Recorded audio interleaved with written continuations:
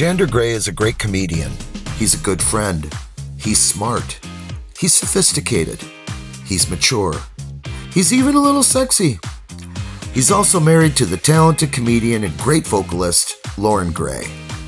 Basically, Jander Gray is everything you'd want in a stand-up comedian. But don't take my word for it. Let's hear what the people have to say. What do you think of Jander Gray? Who? What's his name? Jander Gray? Sounds like a Bond villain. Jander Gray? Never heard of her. Jander Gray? Oh yeah, he changed my life for the worse. Life without a Jander Gray? I don't even want to contemplate it. Jander Gray is nasty. Jander Gray owes me money. Say something nice about Jander Gray for free? Come on. Jander Gray? No. Sounds made up. So now that we have a little history on Jander, I'd like to talk about a painting I did. Specifically, a portrait painting.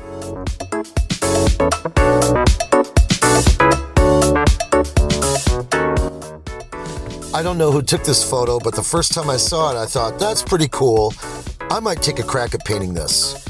So I decided to go on Facebook Live and do a 20-minute painting. That's the one you're looking at here. When I got done, I thought, that's pretty good for a quick little painting, so I set it on my kitchen table where I looked at it for a couple weeks.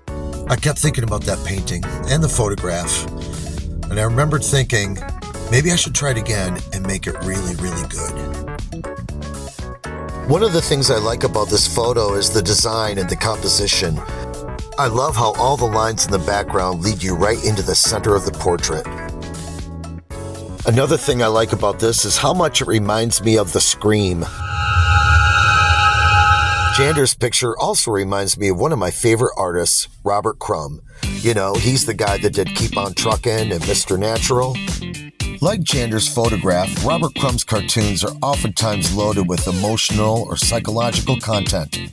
Another thing that captured my artistic imagination was the backlighting. I just love the way this light bleeds through his shoulder and the side of his face. And lastly, another thing I wanted to improve on was the likeness. At the end of the day, I want this to look like Jander. So now the questions of this new painting become, can I get the compositional elements together? Can I capture the light shooting over his shoulder and around the side of his face? Can I capture the emotional intensity of this piece? All while maintaining a likeness. I decided to give it a shot. In the first 2 hours, I managed to get an underpainting of burnt sienna and color in some of the shirt. In the second session, I added some flesh tones and worked on the background a little. The third session, I developed some of the shadows and features of the face. In the next session, I tried to play up the light source on the side of his face. But I decided it was too yellow and I brought the tone down in this session. Finally, in the last session, I brought in the details of the face. I had to use my imagination a little bit here because the original image I was working with was a little blurry. When I was done, I hung it in my living room for a while so I could look at it, ponder it, see if there was anything I needed to change. I added some stretching keys into the corners of the canvas. You can see where I painted on the edges, and then I hit it with a nice coat of varnish, which you can see shining under the stove lamp, and then I decided I was done. But then I thought about it, and I figured I've come this far, might as well get a frame. I decided to go with a big gold frame to accent some of the colors in the portrait. After it arrived in the mail, I took the frame and the painting down to Tyrone Frame and Mirrors to have the whole thing put together. These guys always do a great job. Before I'm through, I'd like to go over just a few things with this painting. First of all, here's a detail of that light source I was talking about. I'm pretty pleased with how it came out. Secondly, when it comes to painting hair, I think it's better to go with the illusion of detail rather than trying to define individual hairs. even when it comes to the beard.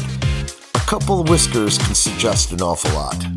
Another thing I look for is reflective light inside the shadow of the cheek or the bottom of the nose. Here's another example of reflective light up at the top of the nose, or at the edge of the shadow on the finger, or even inside the shadow on the finger.